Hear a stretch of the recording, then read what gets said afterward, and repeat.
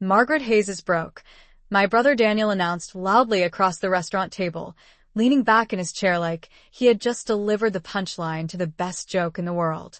Completely broke. I mean, she can barely keep the lights on. A few people around the table laughed politely, the kind of thin, awkward laughter people give when they aren't quite sure if something is funny, but don't want to seem rude.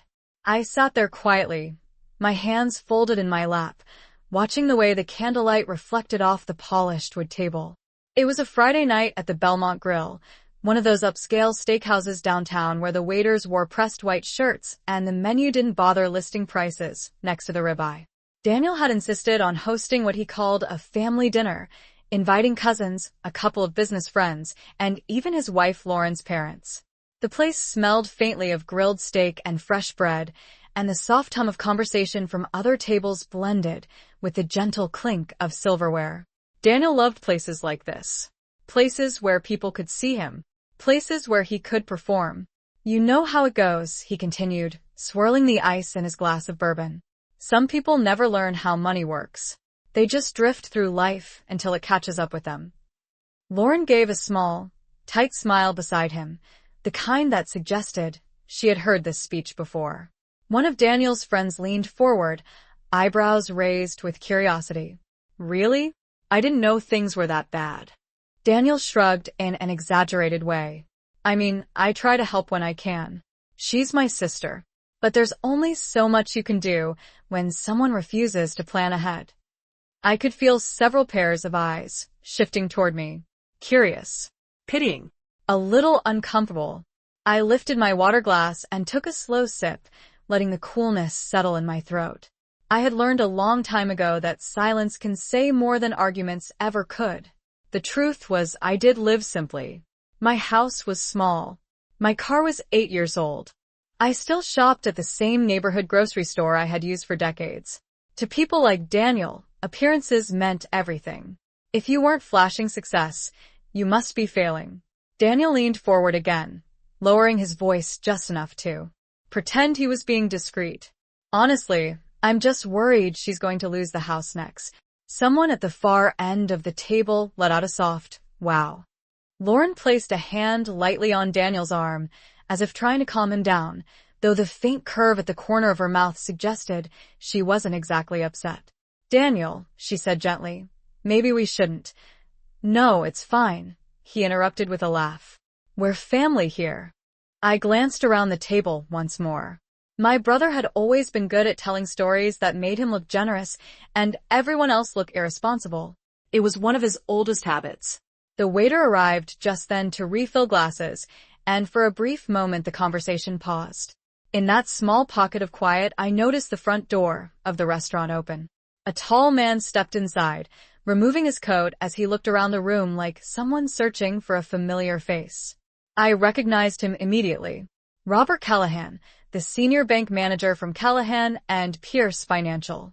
He had the same calm expression he always carried during our meetings, the kind that suggested he was used to dealing with serious matters without raising his voice. Daniel didn't notice him. He was too busy lifting his glass again, preparing to continue the story about his broke sister. Robert's eyes moved across the dining room until they landed on me. His expression brightened slightly in recognition, and he began walking toward our table. Robert Callahan moved through the dining room with the quiet confidence of someone who is used to being recognized, but he was not looking at anyone else in the restaurant. His eyes were fixed on me. I noticed the subtle shift in his expression when he reached our table, a polite smile that carried the kind of professional respect you do not usually see in casual settings like this. Daniel was still talking, completely unaware of the man approaching from behind him. You know what the real problem is, my brother continued, tapping the rim of his glass lightly. People think responsibility is optional, but eventually the bills show up. One of his friends chuckled softly. Lauren glanced toward the entrance and suddenly went quiet. I followed her gaze for a moment, then calmly set my glass back on the table. Robert stopped beside our table and adjusted the sleeve of his jacket before speaking. Mrs. Hayes, he said warmly, I hope I am not interrupting your evening. The conversation stopped immediately. Daniel turned in his chair, confused by the formal tone. Do we know you? He asked. Robert extended his hand politely. Robert Callahan, Senior Bank Manager at Callahan and Pierce Financial. Daniel shook his hand with a puzzled expression, clearly trying to place the name. Lauren's eyes moved quickly between Robert and me. Actually, Robert continued, I've been trying to reach Mrs. Hayes all afternoon. We were expecting her confirmation regarding the investment documents. Daniel blinked once. Then he laughed. It was the kind of laugh people use when they assume there has been a misunderstanding. Investment documents, he repeated. I think you have the wrong person. Robert's expression remained calm. No, I do not believe I do. The table had gone completely silent now. Even the people who had been whispering a moment earlier were watching closely. I noticed Daniel straighten slightly in his chair, suddenly uncomfortable. My sister does not really handle that kind of thing, he said casually. She has had a rough couple of years financially. Robert glanced at me briefly, as if confirming whether he should respond. I simply held his gaze and gave the smallest nod. That was enough. He turned back to Daniel with the same professional composure. That is interesting, Robert said, because Mrs. Hayes has been one of our most consistent private clients for quite some time. Daniel's smile faded a little. Private clients? Robert reached into the inside pocket of his jacket and removed a slim leather folder. Yes, he continued evenly. We were finalizing the paperwork for the new commercial investment portfolio this week. The total allocation is just over $3,800,000. No one at the table spoke. I could see Daniel staring at Robert as if he had misheard him. The candlelight flickered gently across the glasses and silverware, while the quiet stretched longer than anyone seemed comfortable with. Finally, Daniel cleared his throat. That cannot be right, he said slowly. There must be some mistake. Robert's tone remained perfectly calm. I assure you, there is no mistake. He turned toward me again with polite professionalism. Mrs. Hayes, we also received the updated lease agreements for the downtown properties this morning. I wanted to personally confirm that everything met your expectations before we submitted the final signatures.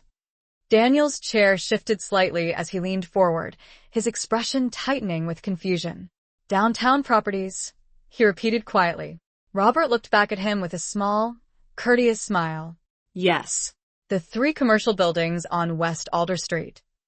The silence around the table felt heavier than anything Daniel had said earlier that evening. I could see the confusion spreading slowly across his face as the words settled in his mind. 3 commercial buildings on West Alder Street. The name alone meant something in this city. That block had changed dramatically over the past 10 years, turning from a row of quiet storefronts into one of the most valuable commercial corridors downtown. Daniel's company rented office space there. I knew that because he had mentioned it often, usually while explaining how expensive the lease had become. Daniel leaned forward, resting his elbows on the table as if trying to steady himself. I think there is some confusion, he said carefully. Those buildings belong to an investment group. Robert Callahan remained composed, the same calm expression he had worn since arriving at the table. That is correct, he said politely. Mrs. Hayes established that investment group 2 years ago. I could hear someone quietly inhale at the far end of the table. Daniel's friend Mark lowered his glass slowly, staring between Robert and me as though trying to decide whether this was some kind of elaborate misunderstanding. Lauren's posture had changed as well. Earlier, she had been relaxed, leaning comfortably beside Daniel. Now she sat upright, her fingers resting lightly against the tablecloth, her eyes fixed on Robert. Daniel let out a small laugh, though it sounded thinner now. 2 years ago, he repeated. That is impossible. My sister does not even like dealing with financial paperwork. Robert glanced at me again, waiting politely for any sign that I wished to correct him. I simply folded my hands and watched Daniel. Robert turned back toward the table. Mrs. Hayes has been very involved with the financial strategy, he explained. She prefers to keep a low profile, but she has been remarkably consistent with her investment decisions. Daniel shook his head slowly. No, he said under his breath, almost to himself. That does not make sense. I remembered the day 2 years earlier when Daniel had called me complaining about the rent increase on his office space.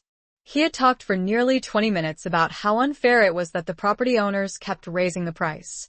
At the time I had listened quietly, asking only a few simple questions. What floor was his office on? How long was the lease agreement? Was his company planning to expand? Daniel had never asked why. I was curious. He had simply assumed I was making conversation. Across the table now, Robert opened the leather folder and glanced briefly at the documents inside. We also finalized the refinancing structure last quarter, he continued calmly. That adjustment increased the annual return significantly. Daniel's face had gone completely still. Annual return? He repeated. Robert nodded. Yes. The combined properties now generate just over $180,000 per month in rental income. The numbers seemed to settle over the table like a sudden change in the air. I watched Daniel process them one piece at a time. Lauren turned toward him slowly. Mark stared at the candle in front of him, clearly unsure where to look. Finally, Daniel spoke again, his voice much quieter than before. Wait, he said. West Alder Street. Robert nodded politely. Daniel's eyes widened slightly as the final piece of recognition clicked into place. That is where my company rents its office. Robert gave a small, courteous smile. Yes, he said calmly. I believe your lease agreement is with Mrs. Hayes's investment group. Daniel did not speak for several seconds after Robert said that. The quiet at the table had changed now. Earlier it had been the quiet of polite curiosity. Now it felt heavier, more focused, like the entire room had suddenly leaned closer without moving. Daniel's fingers tightened slowly around the edge of the table. That cannot be right, he said again, though his voice no longer carried the confidence it had earlier in the evening.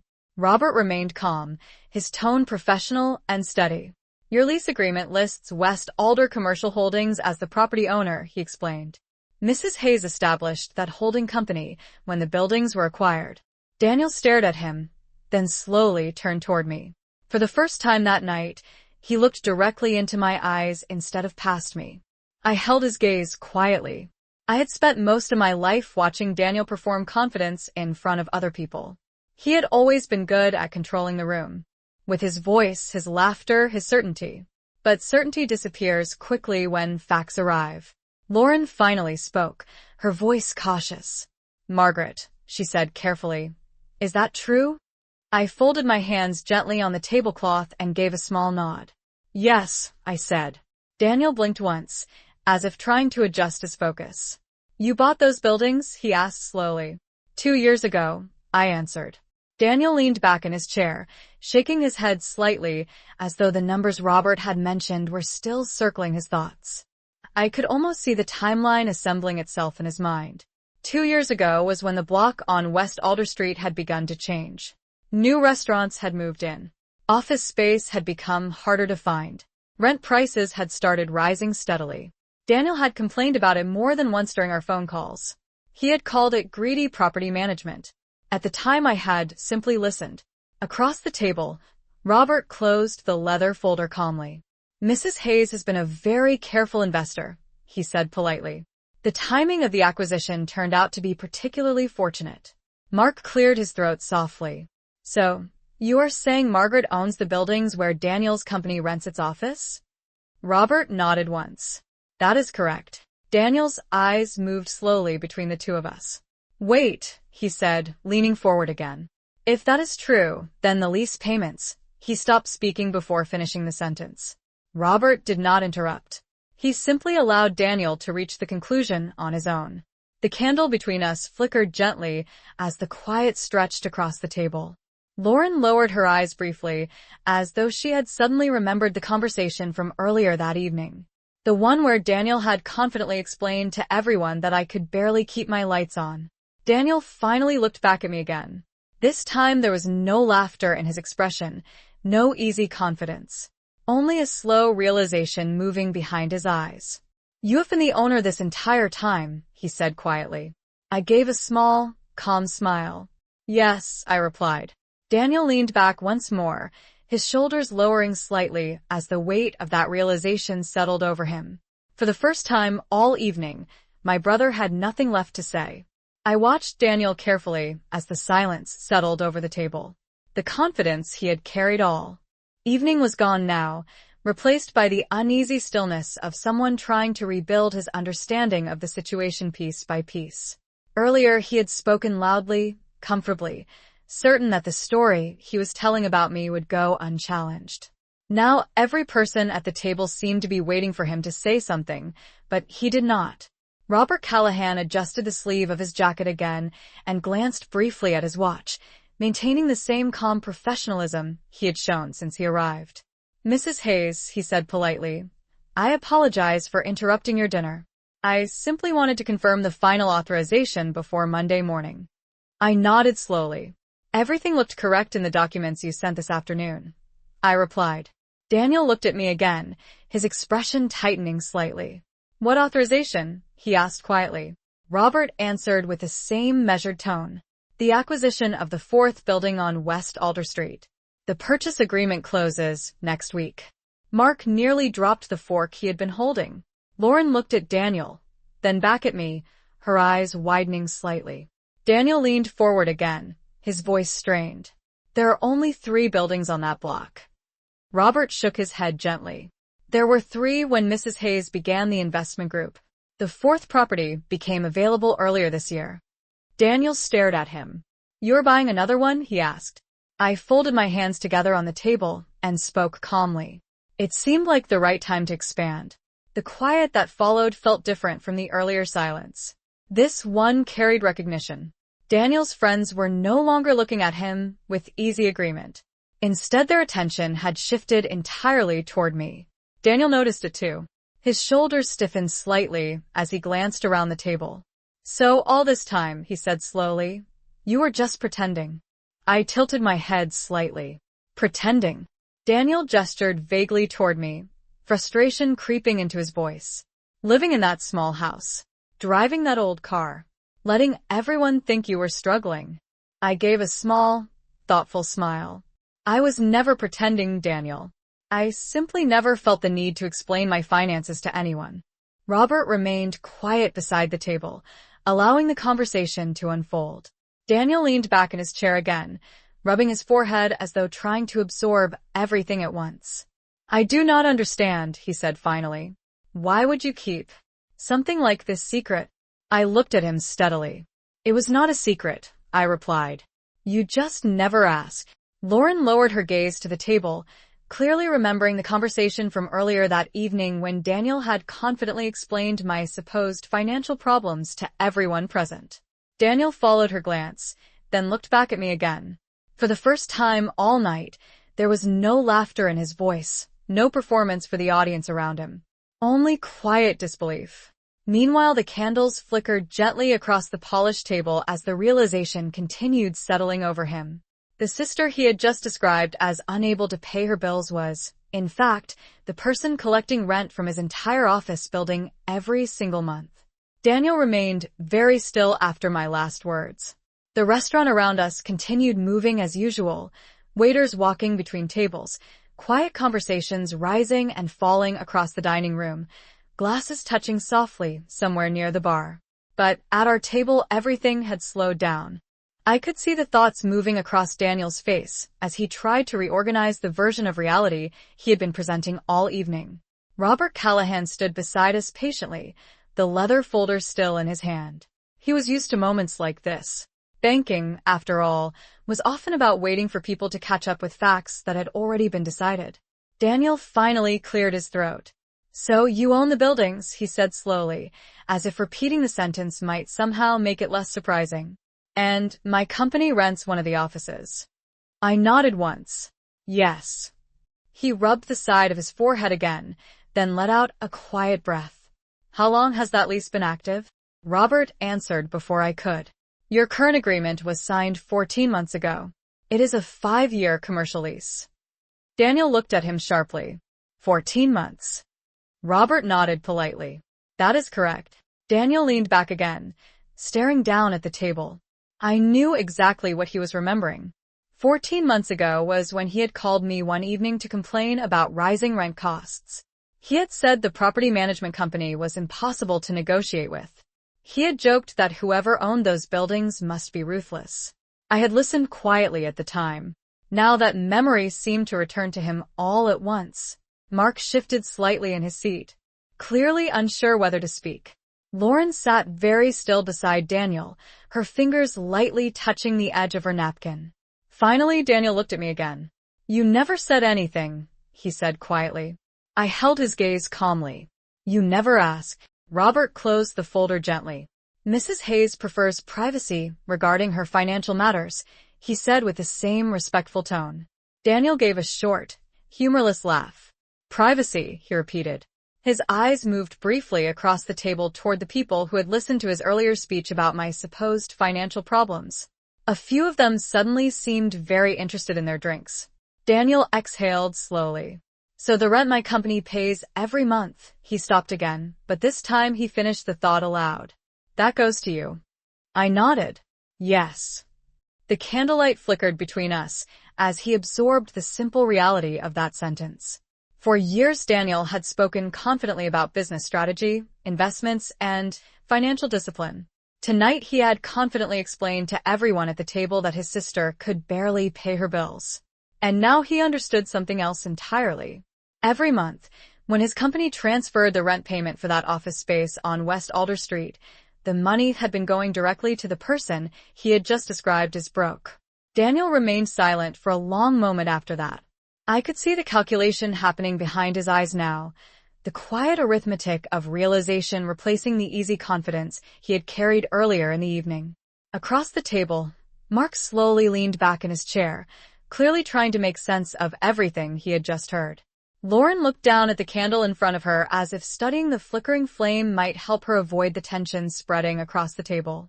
Robert Callahan stood calmly beside us, the kind of patience that comes from years of watching people discover financial truths they had not expected. Daniel finally spoke again, his voice lower than before.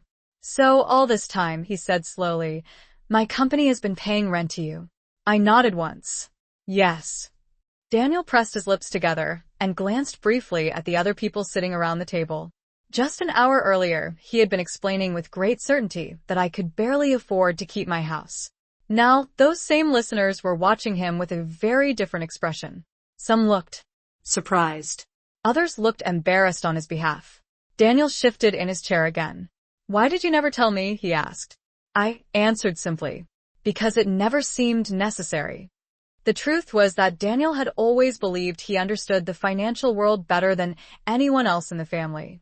He spoke about investments the way some people speak about sports scores, confidently analyzing every decision from a distance. But confidence can sometimes become a habit rather than a skill. Robert cleared his throat gently, bringing the conversation back to the practical matter he had originally arrived for. "Mrs. Hayes," he said respectfully, "the authorization for the new purchase can be finalized on Monday morning if you are comfortable with the terms." I gave a small nod. "That works for me." Daniel looked up sharply. "What new purchase?" Robert answered calmly. "The 4th building on West Alder Street." Mark's eyebrows rose again. Lauren slowly turned her head toward me. Daniel stared at Robert, as if hoping he had misunderstood the sentence. "You are buying another building?" he asked quietly. I met his eyes. "Yes." Daniel leaned back, letting out a long breath as if the evening had suddenly become much heavier than he expected. He had spent most of dinner presenting himself as the successful one at the table, the person who understood money, planning, and discipline. Now the situation had quietly reversed itself. Without raising my voice or correcting him earlier, the facts had simply arrived and rearranged the entire conversation. Robert closed his folder with a soft sound. The candlelight reflected briefly across the polished surface of the table. Daniel looked at me again, this time with a completely different expression than before. The confidence, the easy jokes, the certainty about my supposed financial struggles had all disappeared. What remained was something quieter. A slow understanding that the story he had been telling about his sister was not the real one at all. The table remained quiet after my confirmation about the 4th building. I could see Daniel sitting very still, as though any sudden movement might make the entire situation more real than he was prepared to accept. Earlier that evening, he had filled the room with confident explanations about my supposed financial struggles, but now the conversation had shifted entirely away from him. Mark slowly set his glass down on the table, clearly unsure whether he should say anything at all. Lauren finally lifted her eyes from the candle and looked at me again, her expression careful and measured. Daniel spoke again after a moment, though his voice had lost the sharp edge it carried before. "I still do not understand something," he said quietly. I tilted my head slightly, waiting. "If you own the buildings and you have owned them for 2 years, why did you never correct me before tonight?" he asked. I considered the question for a moment before answering. Because correcting people in public rarely changes what they already believe. Daniel frowned slightly at that. Robert Callahan remained beside the table, listening politely, but not interfering. The conversation had clearly moved beyond the banking matter he had originally come to discuss. Daniel rested his hands on the table and stared at them for a moment. "All those times I talked about rent increases," he said slowly. "You already knew the reason." I nodded. "Yes." A small, uncomfortable laugh escaped him. "And you just let me keep talking." I offered a calm smile. "You seemed very confident in your conclusions." Mark shifted again in his seat, trying unsuccessfully to hide his reaction. Daniel had always been known among his friends as the one who understood money, the one who gave advice about investments and business strategy. Tonight had quietly revealed a very different perspective. Daniel leaned back again and looked toward Robert.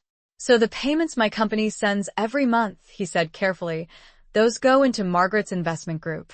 Robert nodded once. "Yes, they do."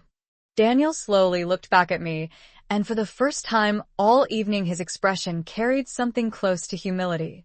"You never said a word," he repeated. "There was never a reason to," I replied gently. The candlelight flickered between us, while the realization settled deeper into the room. The entire evening had begun with Daniel confidently explaining that his sister could barely manage her finances. Now the facts had rearranged that story piece by piece without any raised voices or arguments. Robert cleared his throat softly, bringing the discussion back toward its original purpose. "Mrs. Hayes," he said respectfully, "I will prepare the final authorization documents on Monday morning." I nodded once more. Daniel watched the exchange quietly, understanding now that the conversation he had started earlier that evening had ended somewhere very different from where he expected. For a long moment no one at the table said anything more. The quiet had become something different now, no longer tense but reflective, as if the entire evening had slowly revealed a truth no one had expected to see. Daniel sat across from me, his shoulders no longer squared with the same easy confidence he had carried earlier. Instead, he looked thoughtful, almost careful with his words. Robert Callahan slipped the leather folder under his arm, his role in the evening nearly finished. "I will have the final documents prepared Monday morning," he said politely. "Once the authorization is signed, the closing process will begin immediately." I nodded calmly. "Thank you, Robert." Daniel watched that brief exchange with a new awareness. Earlier, he had spoken loudly about discipline, planning, and financial responsibility.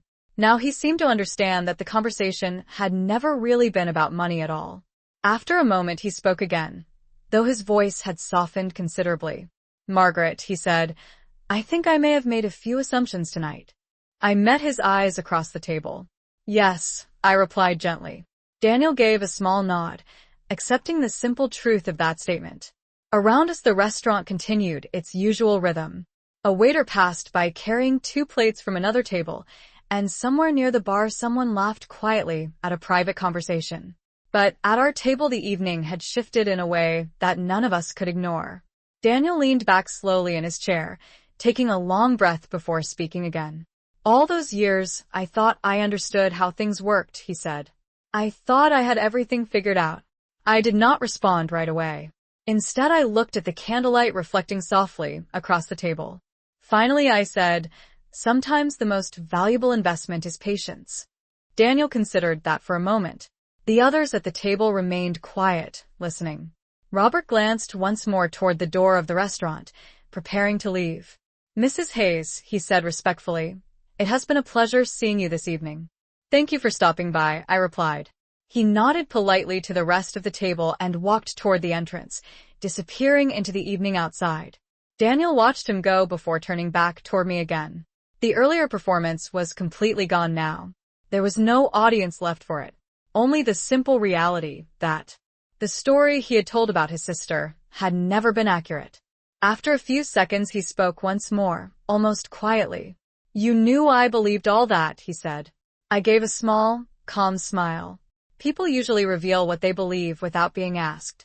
Daniel lowered his eyes briefly, understanding the meaning behind those words.